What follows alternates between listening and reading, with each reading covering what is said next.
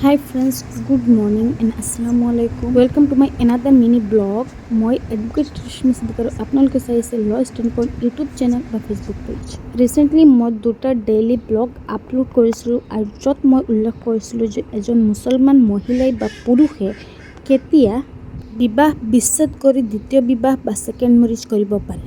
যদি আপোনালোকে সেই দুটা ভিডিঅ' এতিয়ালৈকে চোৱা নাই তেতিয়াহ'লে মোৰ আগৰ দুয়োটা ভিডিঅ' চাই আজিৰ ভিডিঅ'টো শেষলৈকে চাব, তেতিয়াহে আপুনি তিনিওটা ভিডিঅ' ৰিলেট কৰিব পাৰিব বা আপুনি বুজিবলৈ সক্ষম হ'ব।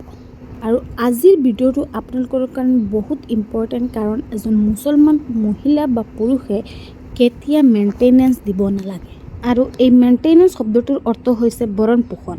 কি গ্ৰাউণ্ডত এজন মুছলমান পুৰুষে যদি বিবাহ বিচ্ছেদ কৰিবলগীয়া হয়, তেতিয়াহ'লে এনেকুৱা কি গ্ৰাউণ্ড আছে, সেইকেইটা গ্ৰাউণ্ডত আপুনি আপোনাৰ পত্নীক বা আপুনি আপোনাৰ স্বামীৰ পৰা মেইনটেনেঞ্চ বা ভৰণ পোষণ নাপায়। গতিকে মই ভাবোঁ এই ভিডিঅ'টো আমাৰ সমাজৰ মহিলা তথা পুৰুষ উভয়ৰ কাৰণে বহুত গুৰুত্বপূৰ্ণ। আৰু আজিৰ এই ভিডিঅ'টো শেষলৈকে চালেহে গম পাব আপোনাৰ কাৰণে কি ইমান গুৰুত্বপূৰ্ণ কথা আছে।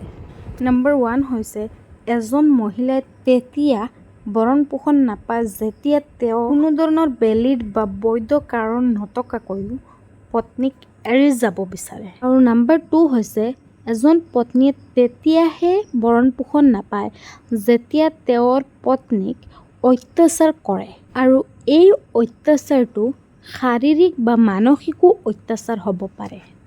আৰু এই অত্যাচাৰৰ কাৰণেও এজন পত্নীয়ে তেওঁৰ স্বামীৰ পৰা ভৰণ পোষণ নাপাবও পাৰে। আৰু নম্বৰ 3 হৈছে যদি কোনো পত্নীয়ে বিবাহ বিচ্ছেদ কৰি পেলাই তেওঁৰ পত্নীক পুনৰ বিবাহ কৰিব বিচাৰে, তেতিয়াহ'লে সেই পত্নীয়ে ভৰণ পোষণ বা মেইনটেনেঞ্চ কেতিয়াও দাবী কৰিব নোৱাৰে।